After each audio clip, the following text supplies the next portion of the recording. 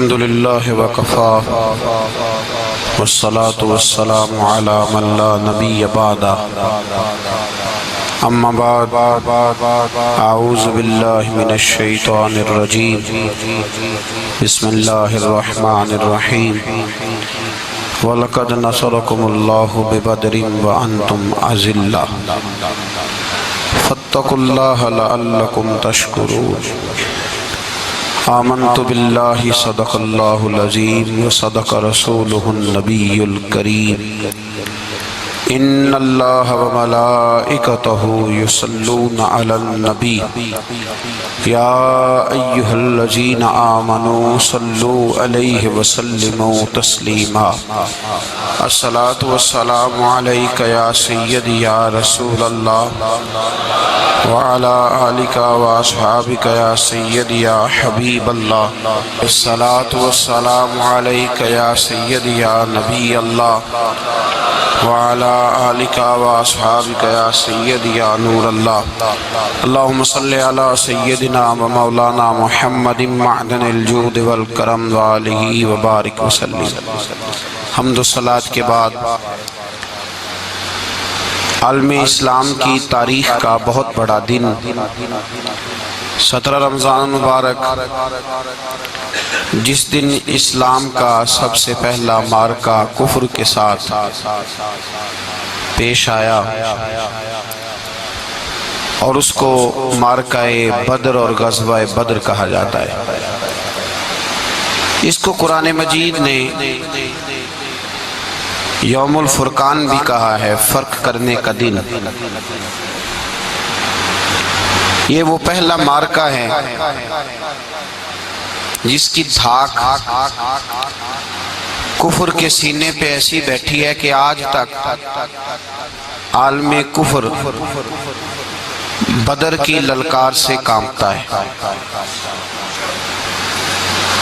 Doctor Iqbal نے امت مسلمہ کو ایک مشورہ دیا ہے۔ اس نے کہا ہے کہ شرط یہ ہے کہ فضائے بدر پیدا کر،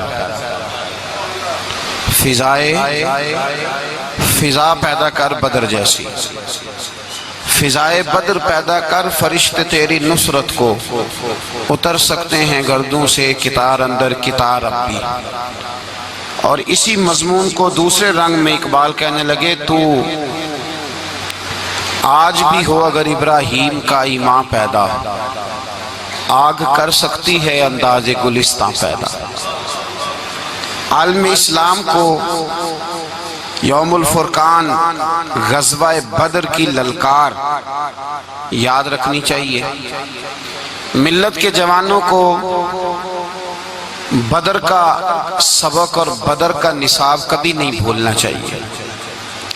ہمیں آج جو درس دیا جاتا ہے وہ درس فلسفہ ہے۔ جو پیغام کفر کے مقابلے میں ہمیں بتلایا جاتا ہے وہ پیغام ہے مصلحت کوشی کا، وقت گزاری کا۔ ابھی دیکھو غزوہ بدر کا پس منظر مسلمانوں کو یہ سبق دیتا ہے کہ جب فضا پیدا ہو جائے تو اللہ مدد کر دیا کرتا ہے۔ جب فضا پیدا ہو جائے تو پھر اللہ مدد فرماتا ہے۔ جب فضا پیدا ہو، جب مدد کی فضا پیدا نہ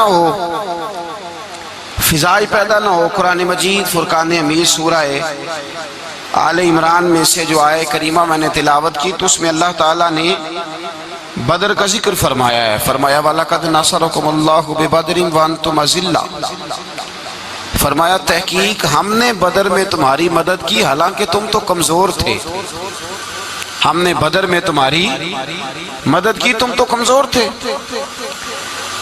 میدان بدر کے اندر اللہ تبارک و تعالیٰ نے مدد فرمائی، نصرت فرمائی مسلمانوں کی، اور ایسی کامیابی دی کہ پورا کفر جو اس وقت موجود تھا وہ کانپنے لگا کہ مسلمانوں کے پاس اتنی قوت کہاں سے آ گئی، اتنی طاقت کہ یہ کس طرح مالک ہوئے۔ بغور سمجھیے گا بات کو، ذرا تھوڑا سا پس منظر سمجھ لیں۔ 15 سال تک اعلان نبوت کے بعد نبی پاک صلی اللہ علیہ وسلم نے کسی جنگ کی کسی لڑائی کی اجازت نہیں دی، کسی قسم کی منع فرمایا، بلکہ فرمایا لکم دینکم ولی دین، تمہارا اپنا دین ہے ہمارا اپنا دین ہے، منع کر دیا گیا۔ مسلمان ہجرت کر کے آ گئے مکہ سے مدینہ، لیکن یہاں بھی قریش مکہ اور کفار مکہ نے عالم اسلام کو، مسلمانوں کو، نبی پاک صلی اللہ علیہ وسلم کو سکون سے بیٹھنے نہیں دیا، پریشان کرتے رہتے تھے۔ اور اس پریشانیوں میں سے ایک بڑی پریشانی، جب تک آپ بات کے پس منظر کو نہیں سمجھیں گے آپ کو اصل مضمون سمجھ میں نہیں آئے گا۔ پریشان کرتے تھے مسلمانوں کو، مدینے آ کر پریشان کرتے۔ دنیا کا ایک مزاج ہے، جو آدمی اپنا دروازہ بند کر لیتا ہے لوگ اسے بزدل سمجھتے ہیں، حالانکہ بزدل اور صلح پسند میں فرق ہوتا ہے۔ بزدل اور ہوتا ہے، صلح پسند، کچھ لوگ صلح پسند ہوتے ہیں، لوگ انہیں بزدل کا طعنہ دیتے ہیں۔ تو جو آدمی دروازہ بند کر لیتا ہے نا یا تھوڑا سا احتیاط کرتا ہے تو لوگ سمجھتے ہیں کہ یہ بزدل ہے، کمزور ہے، میں نے ڈانٹا ہے تو بھاگ گیا ہے، حالانکہ ایسا نہیں ہوتا، وہ شخص صلح پسند ہوتا ہے۔ میرے رسول کریم سید عالم صلی اللہ علیہ وسلم کی ذات صلح پسند ہے۔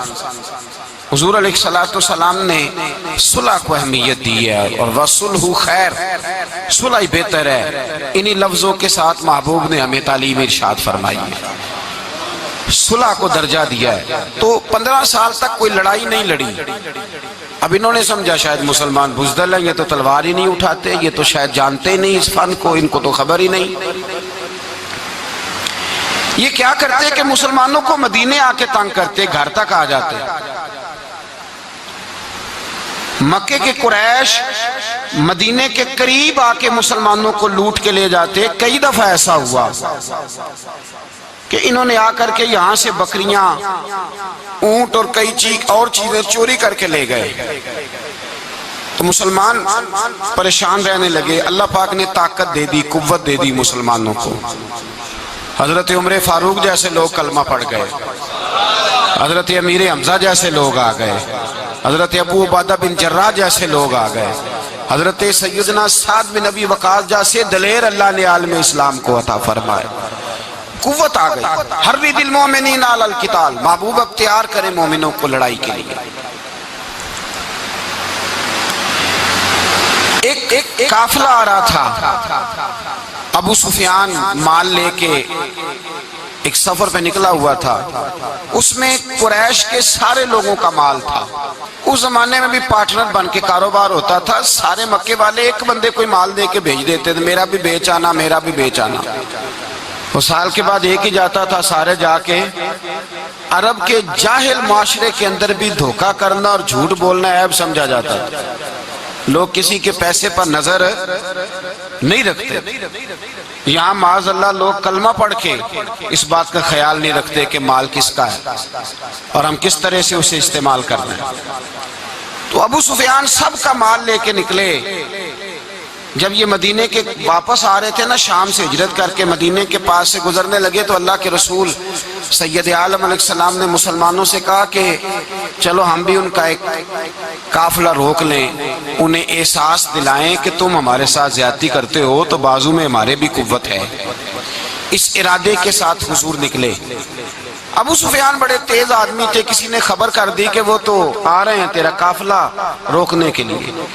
اب حضور سید عالم جب چلے مدینہ منورہ سے تو 313 لوگ حضور کے ساتھ تھے۔ کتنے جی؟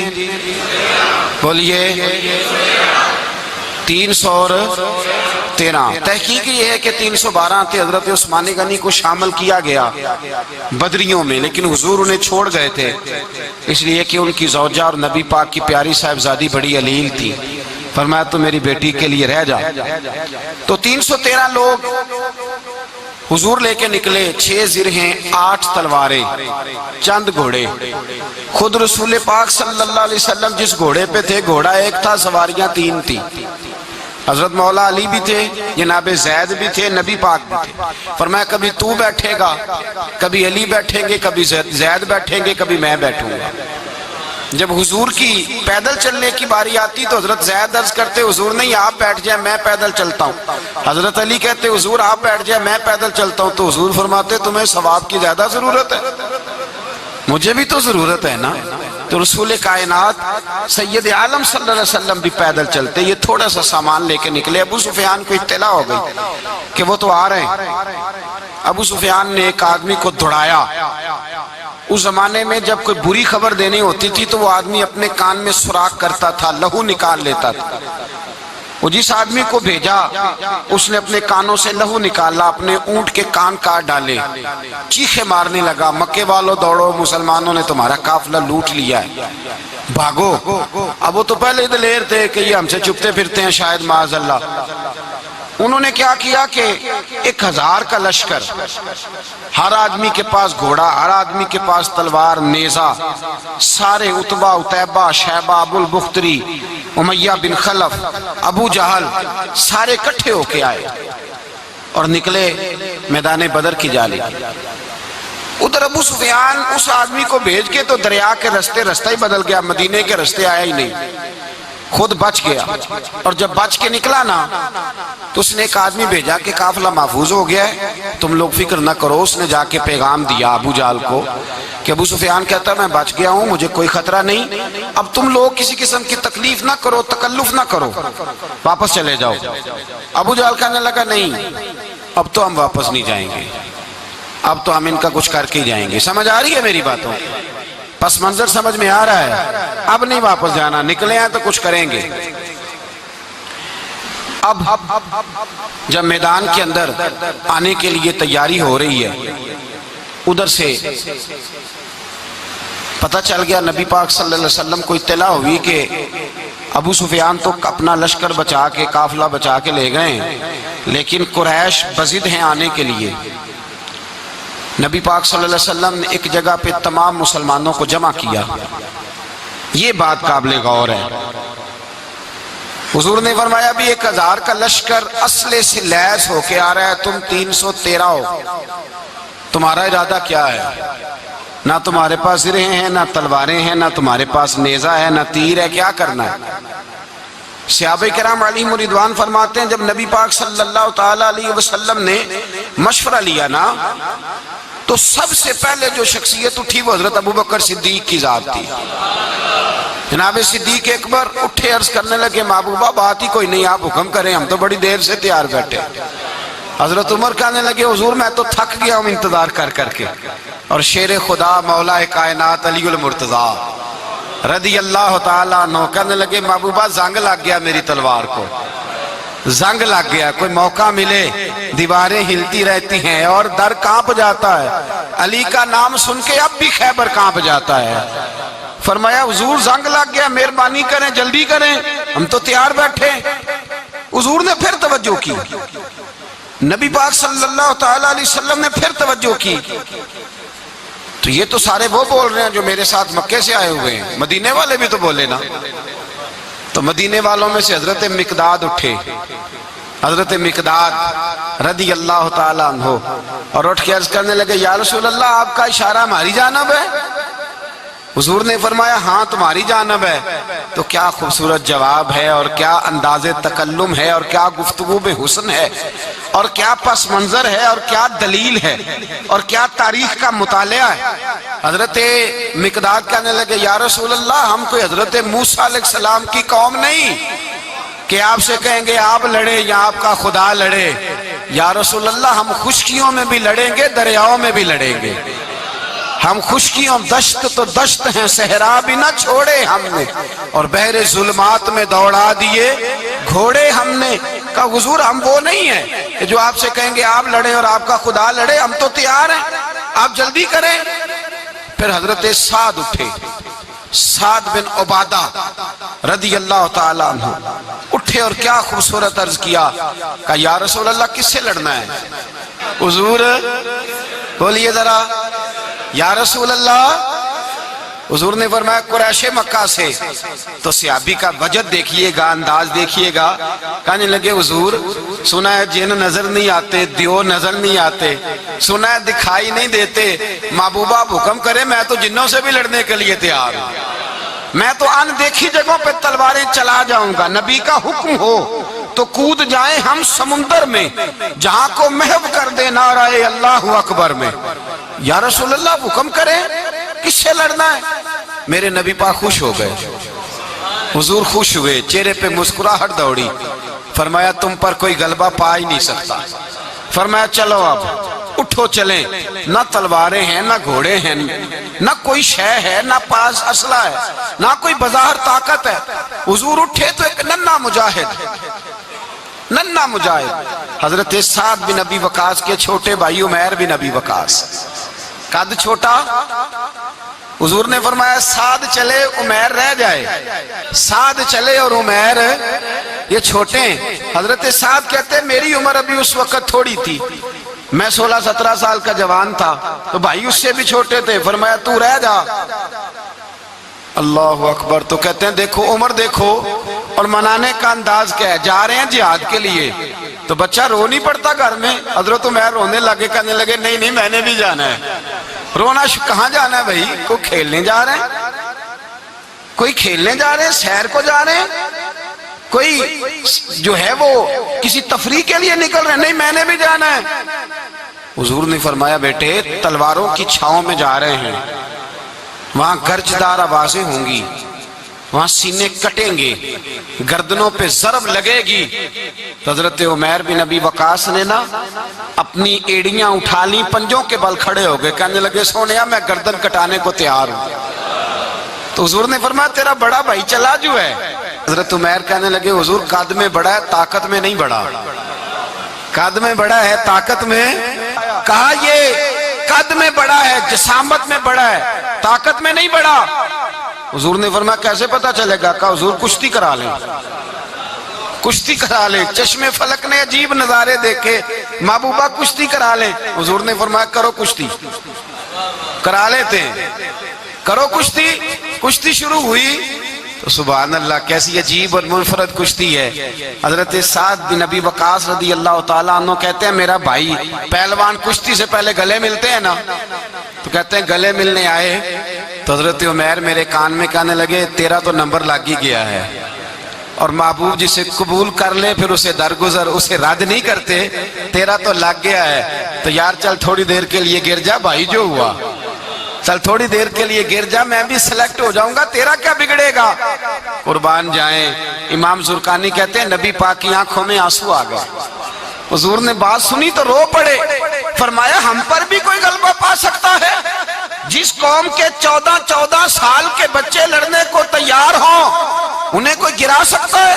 تو فضائے بدر پیدا کر، فرشتے تیری نصرت کو اتر سکتے ہیں گردوں سے کتار اندر کتار۔ اب بھی تھوڑی دیر کے لیے بھائی آپس میں لڑے، گتھم گتھا ہوئے، پھر بڑا گر گیا، چھوٹا پشت سینے پہ سوار ہو گیا۔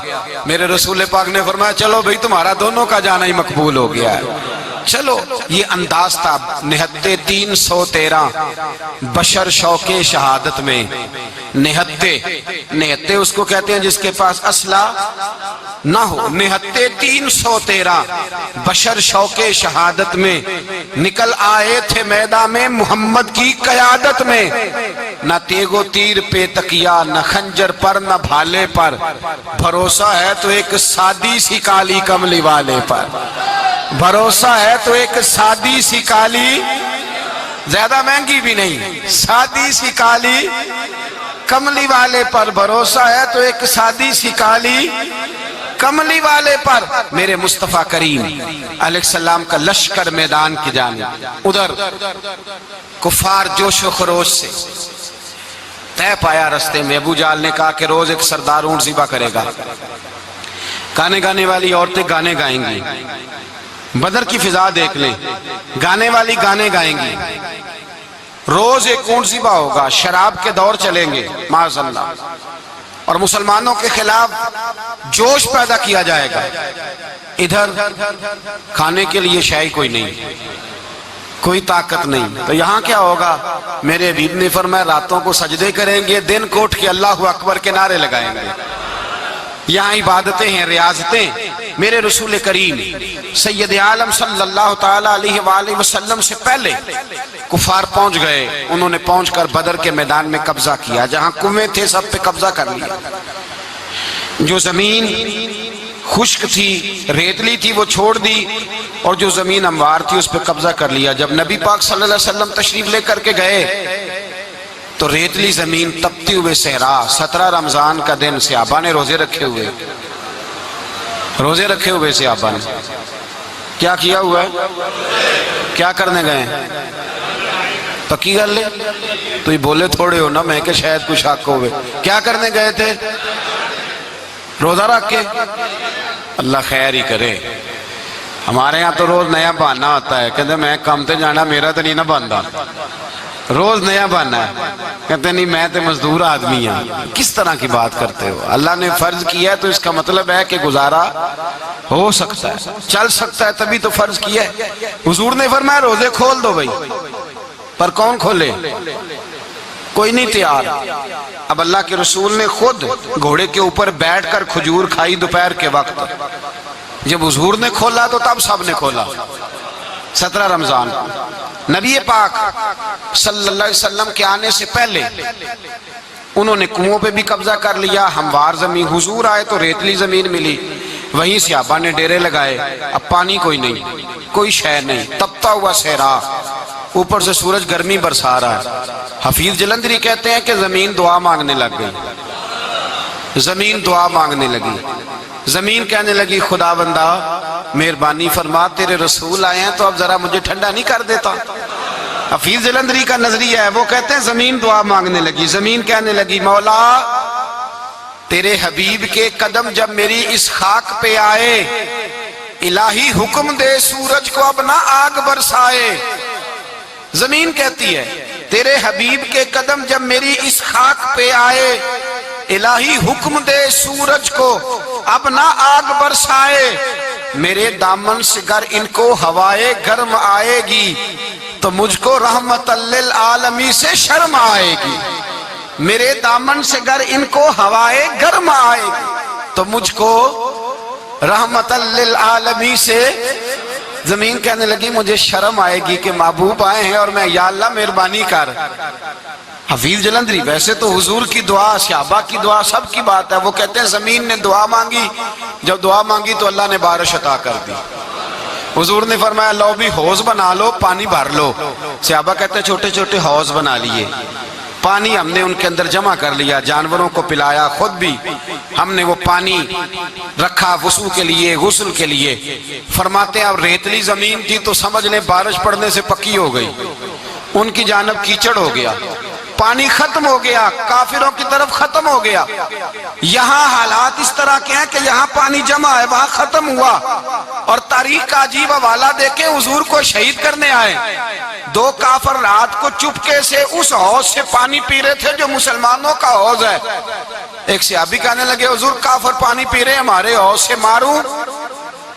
حضور نے فرمایا نہیں, کافر ہوئے تو کیا ہوا, مخلوق تو ہے نا اللہ کی, پینے دو, پینے دو. ہمارے دروازہ رحمت سے کوئی خالی جا سکتا؟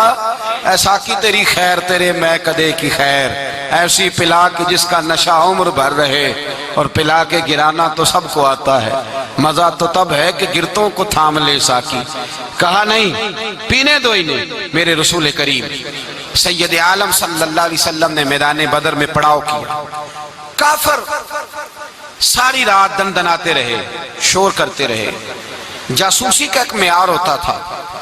اب تو فوجوں کی وردی ہوتی ہے, پہچانے جاتے ہیں فوجی کس ملک کے ہیں, کس علاقے کے ہیں, کس جگہ سے ان کا تعلق ہے.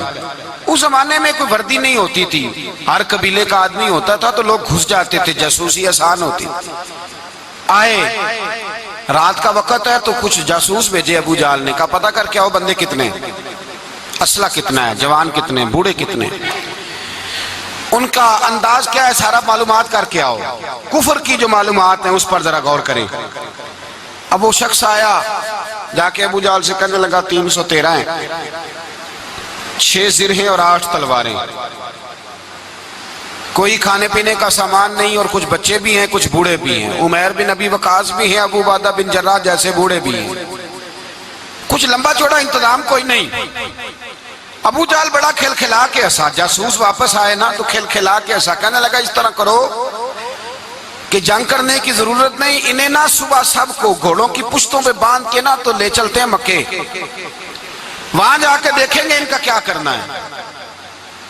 ان کو باندھ لو گھوڑوں کی اونٹوں کی پشتوں پر، تو وہاں جا کے دیکھیں گے۔ جب یہ بات کی تو جاسوس کہنے لگا ٹھہر جا، پوری بات تو سن لے میری، پوری سن تو لے، تبصرہ تو نے شروع کر دیا ہے۔ اس نے کہا چل سنا پوری۔ اس نے کہا ہے 313 پر سارے سر پہ کفن باندھ کے آئے ہوئے ہیں 313 پر بچے سے لے کر بوڑھے تک۔ میں جس کو پاس بھی گیا ہوں وہ مسلح پہ بیٹھا ہے اور شہادت کی دعا مانگ رہا ہے۔ مسلح پہ شہادت ہے، مطلوب مقصود مومن، نہ مال غنیمت نہ کشور کشائی، ہیں تھوڑے پر آئے مرنے ہیں، جان دینے آئے ہیں، واپس جانے کا ارادہ کوئی نہیں کسی کا بھی، آئے سارے حضور کے نام پر قربان ہونے۔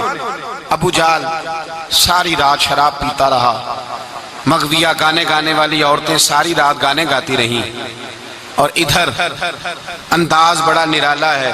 حضرت ابو بکر صدیق رضی اللہ تعالیٰ عنہ فرماتے ہیں کہ صحابہ نے مشورہ کیا کہ نبی پاک صلی اللہ تعالیٰ علیہ وسلم کی طرف سب سے پہلے توجہ کریں گے کافر، حضور کے لیے کسی محفوظ جگہ کا بندوبست کیا جائے۔ ایک چھپر، ایک عریش، ایک جھونپڑی پہاڑ کے اوپر بنا دی گئی حضور کے لیے۔ مولا علی شیر خدا خود فرماتے ہیں، کہتے ہیں سب سے مشکل کام اس جھونپڑی کی حفاظت کرنا تھا، اس چھپر کی عریش کی جس میں حضور تھے۔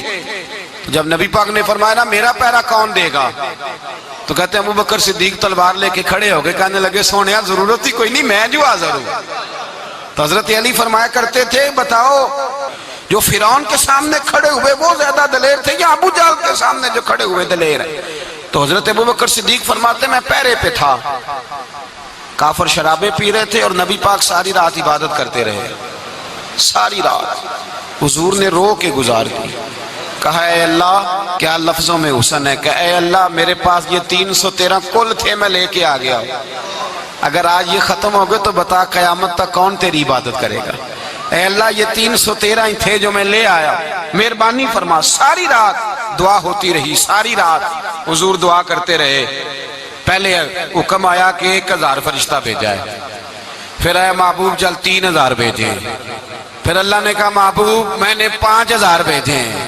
حضرت علامہ ہزاروی کہا کرتے تھے کہ نہیں، رب کریم نے فرمایا 5000 بھیجے ہیں، تو محبوب نے کہا نہیں نہیں مولا اس طرح نہیں، میرے فرشتے نہ بھیج، تیرا وعدہ تھا میں بھی آؤں گا، تیرا وعدہ تھا میں بھی آؤں گا۔ اور وہ اپنے انداز میں فرمایا کرتے تھے سانو کل کے وچ میدان بدر تے آپوں بہ رہے ہیں یار کنارے آتے، تیرا وعدہ تھا میں بھی آؤں گا۔ تو پھر حکم ہوا قرآن میں انی معکم، محبوب میں بھی تیرے ساتھ ہی ہوں، محبوب میں بھی تیرے، خدا خود میر مجلس بود، سارے بولیے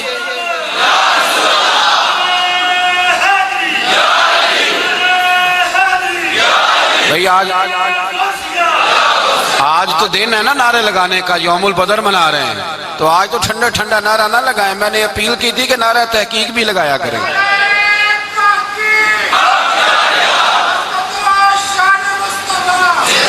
تو بھائی یہ یاد رکھیں، سمجھے اس بات۔ فرمایا حضرت ابو بکر صدیق فرماتے ہیں پہلے 1000 پھر 3000 پھر 5000 فرشتے آئے، اور جوک در جوک فرشتے آئے۔ کہتے ہیں سرکار ساری رات روتے رہے، ساری رات، تیرے صرف اسلحے سے ہی اللہ کی مدد نہیں آئے گی، تو نے ایٹم بم بنا لیا اور توفیق عید کی نماز کی بھی نہیں، اس سے تھوڑی مدد آئے گی۔ میرے مصطفیٰ کریم سید عالم صلی اللہ علیہ وسلم نے فرمایا، امت کو درس دیا، اسلحہ بھی جمع کرنا، طاقت بھی اکٹھی کرنا، صفیں بھی بنانا، اپنے اندر اتحاد بھی پیدا کرنا، لیکن اگر تم نے کفر پر غلبہ حاصل کرنا ہے تو اس کے لیے خدائی مدد کی ضرورت ہوگی۔ اگر تم سے اللہ کی مدد روٹ گئی تو جتنے مرضی اسلحے جمع کرتے پھرو، جتنی مرضی طاقتیں اکٹھی کرتے پھرو، پھر جس قدر مرضی تم ایٹم بم بناتے پھرو، جب خدائی مدد ہی تمہارے ساتھ نہیں تو کیسے نظام چلے؟ تو حضرت ابوبکر صدیق فرماتے ہیں ساری رات حتیٰ کہ میں بے چین ہو گیا، حضور سجدے میں تھے تو میں حضور کے اوپر لیٹ گیا، میں نے کہا محبوب بس کریں، اٹھ کے دیکھے تو صحیح میرے اللہ نے کتنی مدد نازل فرما دی ہے۔ صبح رسول پاک تشریف لائے، صحیح مسلم، ابو داؤد، کتابوں کے نام یاد رہیں گے۔ حضرت انس بن مالک حدیث کے راوی ہیں، کہتے ہیں حضور اٹھے اور ایک دن پہلے چھڑی لے کے میدان میں آئے، ایک دن پہلے اٹھے۔ دیکھو میرے محبوب کے علم کی شان، میرے اعلیٰ حضرت فرماتے ہیں اور کوئی غیب تم سے نہا ہو بھلا جب خدا ہی نہ چھپا رہا، اور کوئی غیب تم سے نہا ہو بھلا جب خدا ہی نہ چھپا رہا، تم پر کروڑوں درود۔ اور ہمارے ایک شیخ تھے علامہ تحسین رضا صاحب رحمۃ اللہ علیہ، ان کا بڑا خوبصورت شعر ہے، وہ فرمایا کرتے تھے علم غیب رسول کے منکر اس حقیقت کو بھول جاتے ہیں، غیب مانا کہ راز ہے لیکن راز اپنوں سے کب چھپاتے ہیں۔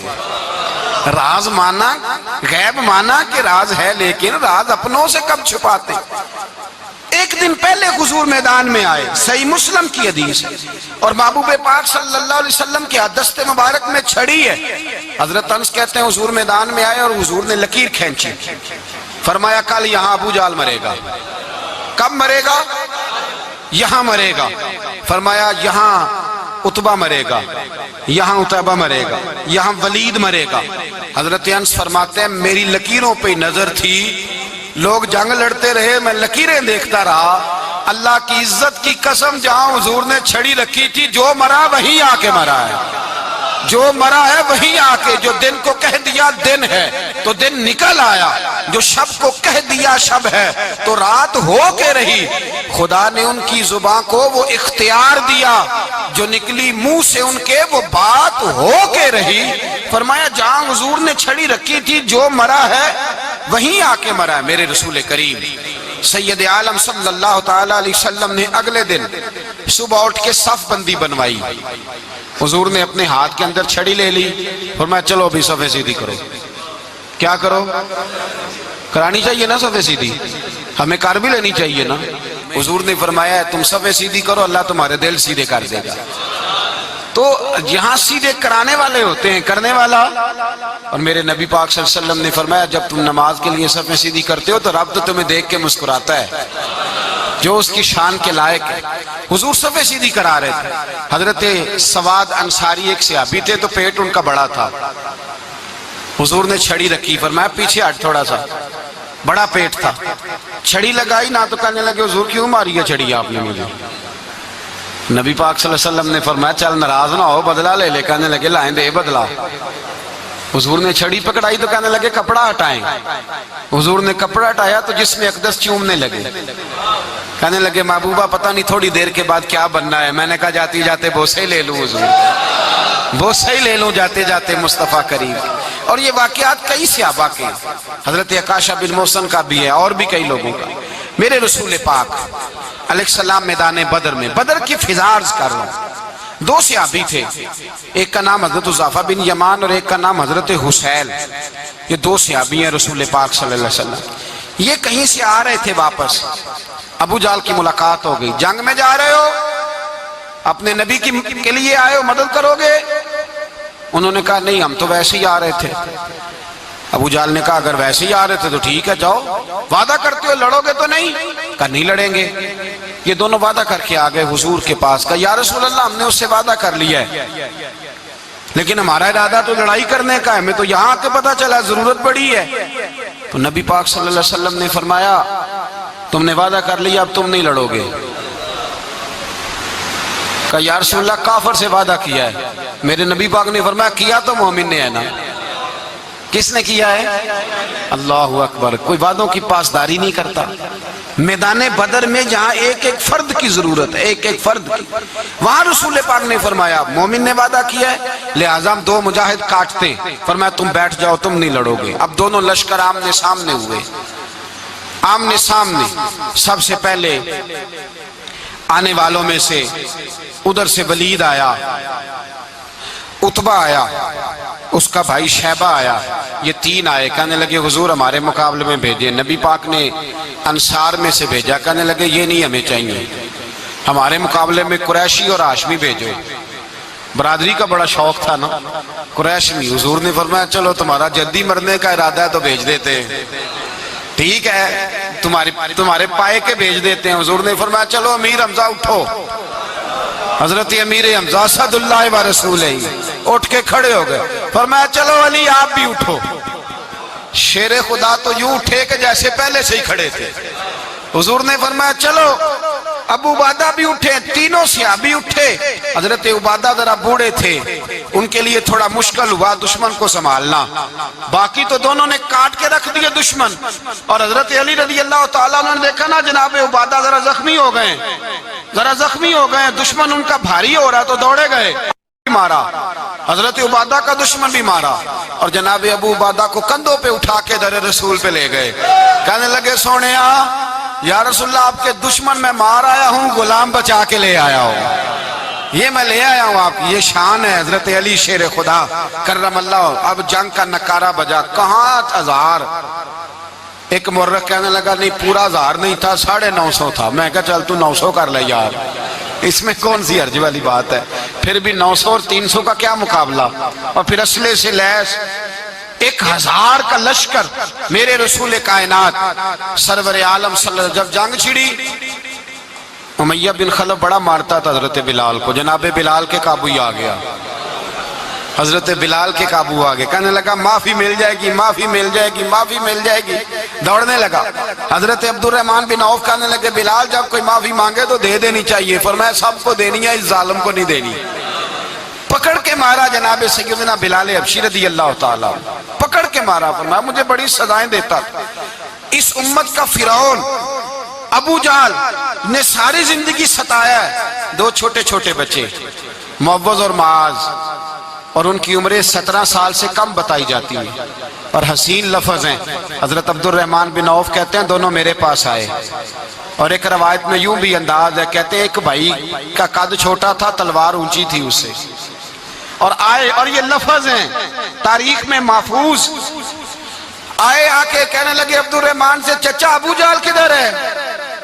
تو میں نے کہا تم نے کیا کرنا ہے؟ ان کا جواب پتہ کیا ہے؟ یہ نہیں کہا کہ دین کا دشمن ہے, یہ نہیں کہا بڑا ظالم ہے اس لیے مارنا ہے. کہا تم کیا کرو گے؟ تو جواب وہ شاہ نامہ اسلام نے اپنے لفظوں میں بیان کیا. کہنے لگے مریں گے. زیادہ یہی ہے نا کہ ہم کمزور ہیں. پوچھنے کا سٹائل یہ تھا کہ تم بچے ہو, تم نے کیا کرنا ہے؟ تو پتہ ان کا جواب کیا ہے؟ حفیظ جلندری کہتے ہیں وہ کہنے لگے مریں گے یا ماریں گے ناری کو.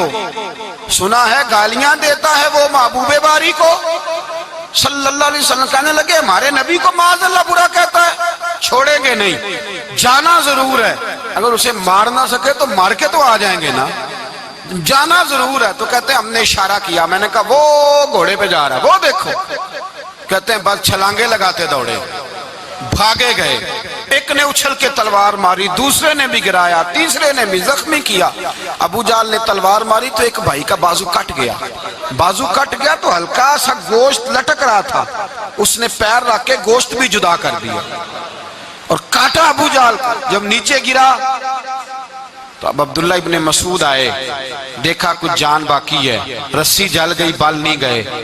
حضرت عبداللہ ابن مسعود جب گلا کاٹنے لگے تو کہنے لگا ذرا نا گردن نیچے سے رکھ کے کاٹنا, گردن ذرا نیچے رکھ کے کاٹنا. فرمایا کیوں؟ کہنے لگا ذرا سردار ہوں, گردنوں میں پڑی گردن میری اونچی نظر آنی چاہیے.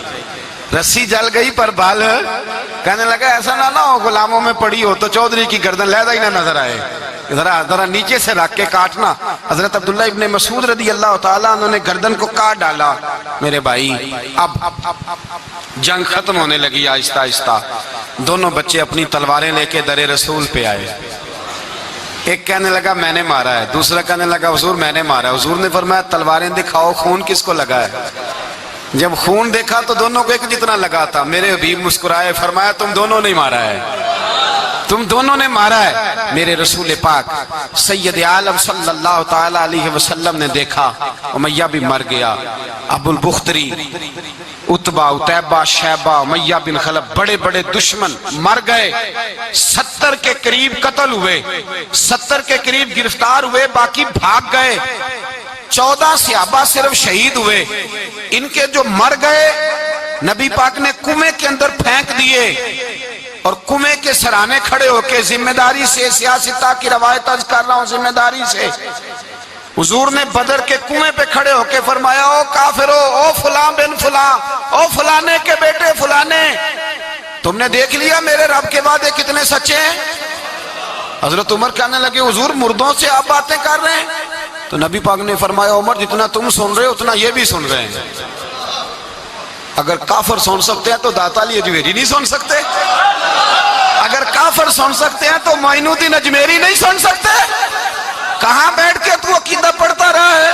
اگر مشرکوں بے ایمانوں کا آواز آتی ہے تو کیا حضرت ابو ہریرہ اپنی قبر میں نہیں سنتے؟ غوث اعظم جیلانی نہیں سنتے؟ میرے اعلیٰ حضرت کا عقیدہ ہے، وہ فرماتے ہیں واللہ وہ سن لیں گے اور فریاد کو پہنچیں گے ہم۔ اتنا تو ہو کوئی فریاد کرے دل سے، اتنا تو ہو کوئی فریاد کرے دل سے، اور اگر کافر اور بے ایمان کنویں میں گرا سن سکتا ہے تو کیا آمنہ کا لال اپنے مزار میں نہیں سن سکتے؟ کہاں سے لوگ عقیدہ لے آتے ہیں؟ میرے نبی پاک نے فرمایا سنتے ہیں۔ سلام دیتے ہو جب قبرستان جاتے ہو؟ کیا کہتے ہو؟ تو سلام کس کو کہا جاتا ہے؟ اس کو کہا جاتا ہے جو وعلیکم السلام کہے، اس کو کہا جاتا ہے جو وعلیکم السلام کہے۔ او بھائی سنو، میرے رسول پاک سید عالم صلی اللہ تعالی علیہ وآلہ وسلم نے کہا دیکھا تم نے میرے رب کا وعدہ کتنا سچا ہے؟ یہ کہہ کے میرے رسول پاک آئے، ایک آدمی کو پہلے بھیجا، فرمایا جاؤ جا کے خوشخبری دے دو، اللہ نے فتح دے دی ہے، خوشخبری دو۔ پھر حضور آئے، ان گرفتار ہونے والوں میں حضور کے اپنے داماد ابو العاص بھی ہیں، حضور کے چچا جناب عباس بھی ہیں، وہ بھی ہیں، اور بھی کئی لوگ ہیں گرفتار ہونے والے آئے۔ حضرت انس کہتے ہیں آدھی رات کا وقت تھا، جب ان کو لایا گیا نا گرفتار کرنے والوں کو مدینے، تو صحابہ کو غصہ ہی بڑا تھا، کس کس کے رسیاں باندھ دی۔ حضرت بلال کی ڈیوٹی تو زور زور سے باندھتے تھے، زور زور سے، ذرا تگڑی کر کے، بڑا ستایا تم لوگوں نے، زور زور سے۔ کہتے ہیں آدھی رات کا وقت ہوا، میں مسجد میں آیا تو حضور کو بے چینی سے ٹہلتے دیکھا مسجد میں، تو میں نے کہا حضور کیا ہوا؟ یہ سونے کا وقت تھا آپ کے آرام کا، تھکے ہارے آئے تھے، تو حضور نے فرمایا تم نے رسیاں زور سے باندھ دی ہیں، وہ ہائے ہائے کرتے ہیں مجھے نیند نہیں آتی۔ نیند حضور وہ دشمن ہے، وہ آپ کا دشمن ہے۔ فرمایا وہ میرے دشمن ہے پر میں تو رحمت للعالمین ہوں، ذرا ڈھیلی کر دو، سو جائیں تو میں بھی سو جاؤں۔ سویرے حضور نے صحابہ کو بلایا، فرمایا ان کا کرنا کیا ہے؟ حضرت عمر کا مشورہ سنو۔ حضرت عمر کہنے لگے حضور جو میرے رشتہ دار ہیں میرے حوالے کرے، پہلے میں ان کی گردنیں کاٹوں، جو ابو بکر کے ہیں اس کو ان کی گردنیں کاٹے، جو عثمان کے ہیں علی کے ہیں ان کو دو، سب کو کاٹیں، اپنے اپنے رشتہ داروں کو۔ میرا جو ہے میں اپنے ہاتھوں سے اسے ذبح کروں گا، میرے نبی کی دشمنی کرتا ہے۔ حضور نے فرمایا عمر تیرا فیصلہ ذرا تگڑا ہے، تھوڑا نرم چاہیے۔ حضرت ابو بکر صدیق کو بلایا، فرمایا تیرا کیا ارادہ ہے؟ حضرت ابو بکر کہنے لگے حضور کچھ فدیہ لے لیں، ان پہ رحم کریں، مجھے لگتا ہے بہت سارے کلمے پڑ جائیں گے، کچھ مہربانی کریں، ان پہ شفقت کریں۔ حضور نے فدیہ تعین کر دیا، فرمایا اتنے اتنے پیسے دو، جاتے جاؤ۔ کچھ نے کہا ہم غریب ہیں، فرمایا تم مسلمانوں کے 10 بچوں کو حساب کتاب سکھا دو، تمہیں چھٹی۔ کچھ نے کہا جی ہمیں یہ بھی نہیں آتا، فرمایا تم ویسے ہی آزاد ہو جاؤ۔ بہت ساروں پہ مہربانی کی۔ حضرت عباس کھڑے ہوئے حضور کے سامنے، چچا، تو نبی پاک نے فرمایا چاچا وہ لاؤ فدیہ۔ کہنے لگے بھتیجے میرے پاس تو کچھ بھی نہیں، کوئی شے نہیں۔ تو حضور نے فرمایا چاچا وہ جس دن تم آ رہے تھے کمرے کا دروازہ اندر سے بند کر کے اتنی بڑی سونے کی اینٹ میری چاچی کو دی تھی، کہا اگر میں بچ کے آ گیا تو ٹھیک ہے، نہ آیا تو تمہارے لیے کافی ہوگی، وہ کدھر ہے؟ خیال آیا، حضرت عباس کانپنے لگے۔ یہ سن کر حضرت عباس پر راشا ہوا طاری کہ پیغمبر تو رکھتا ہے دلوں کی بھی خبرداری۔ خیال آیا مسلمان نیک و بد پہچان جاتے ہیں اور محمد آدمی کے دل کی باتیں جان جاتے ہیں۔ کہنے لگے وہ کدھر ہے؟ تو جناب عباس کہنے لگے محبوبہ وہ تو فدیہ تو میں دوں گا ہی اب، لیکن میں مان گیا ہوں آپ اللہ کے سچے رسول ہیں، اس لیے کہ میرے اور میرے بیوی کے علاوہ کسی کو اس بات کی خبر نہ تھی۔ اسی جنگ میں حضرت ختیجہ کا وہ ہار آیا جس کا تذکرہ میں پچھلے دنوں کر چکا، اللہ تعالیٰ نے فتح دی۔ کسی جگہ بھی کوئی تکبر کا لفظ میرے نبی پاک نے بیان نہیں فرمایا، کسی جگہ حضور نے یہ نہیں کہا کہ ہم بڑی دانائی سے لڑے، ہم بڑے دلیر تھے، ہماری صف بندی بڑی سیانی تھی. یہی فرمایا وَلَقَدْ نَصَرَكُمُ اللَّهُ بِبَدْرٍ، اللہ نے ہماری مدد کی. اللہ نے ہماری، میری اور آپ کی زندگی میں جہاں نقص واقع ہوتا ہے نا، وہاں ہم کامیابیاں اپنے کھاتے میں ڈالنے لگتے ہیں تو فضائے بدر پیدا نہیں ہوتی. یاد رکھیں اگر رات کو گانے سنیں گے، شراب کباب کے دور چلیں گے تو پھر بدر کی فضا پیدا نہیں ہوگی، پھر تو کفر کی فضا پیدا ہوگی. اور اگر رات کو مسلح آباد رہیں گے، میں نے کچھ دن پہلے کہا تھا جمعے میں، صلاح الدین ایوبی جب جنگ لڑ رہے تھے تو ایک بحری بیڑا آ رہا تھا دشمنوں کا، اسلحہ لے کے، مسلمانوں کے پاس اسلحہ پہلے کم تھا، تو ایک بحری جہاز اور اسلحہ لے کے آ رہا تھا عیسائیوں کا. تو صلاح الدین ایوبی ساری رات مسجد اقصیٰ میں روتے رہے. سویرے ایک بزرگ ملے تو کہنے لگے، پہلے رات کو بھی ان سے دعا کے لیے کہا، پھر سویرے صلاح الدین کہنے لگے حضور دعا کرنا، مسلمان پہلے ہی کمزور ہیں اور عیسائیوں کا ایک بحری بیڑا اسلحہ لے کے اور آ رہا ہے. تو بزرگ کہنے لگے وہ تو بیڑا غرق ہو گیا ہے، وہ غرق ہو گیا. کہا کہاں غرق ہوا؟ تو کہنے لگے تو ساری رات روتا رہا تو تیرے آنسوؤں میں ہی غرق ہو گیا ہے، تیرے آنسوؤں میں غرق ہو گیا، وہ اب نہیں آئے. کچھ دیر کے بعد خبر مل گئی واقعی ڈوب گیا ہے پانی میں. بھائی جب تو اللہ کو منا لیتا ہے، جب رب کی مدد تیرے آتا ہے، یاد رکھنا زندگی میں کہیں بھی آپ لڑ رہے ہیں، کسی محاذ پر بھی اگر حق آپ کے ساتھ ہے تو پھر اللہ کی مدد آپ کے ساتھ، اور اگر حق آپ کے ساتھ نہیں تو پھر جتنے مرضی ہیلے بہانے کر لیں، وکیل مہنگا کر لیں، جج خرید لیں، پھر آپ دنیا کی ساری سیاست لڑا رہے ہیں، جب حق آپ کے ساتھ نہیں تو پھر رب کی مدد آپ کے ساتھ.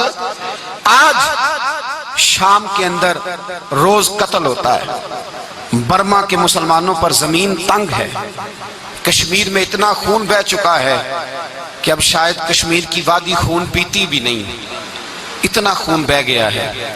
فلسطین قبلہ اول مسلمانوں کا مسجد اقصیٰ یہودی کے قبضے میں ہے. مسلمان اپنی اپنی اپنی اپنی، اور ظلم کی بات یہ ہے، ظلم کی بات کہ ہم توحید کا اعلان کرنے والے، توحید کے ٹھیکیدار بننے والے، سلوٹ کرنے پہ آتے ہیں تو عیسائیوں کو بلا کے کرتے ہیں، یہودیوں کو بلا کے کرتے ہیں. میرے بھائی مسلمان کے پاس اسلحہ بھی ہے، پیسہ بھی ہے، دولت بھی ہے، ہر قسم کا ذخیرہ ہے، ضرورت یہ ہے کہ اسے خدا کی مدد نصیب ہو جائے. اللہ کی مدد جب تھی تو اسلحے کی ضرورت نہ تھی، جب تک خدا کی فضائے بدر پیدا کریں، فضائے بدر پیدا کریں.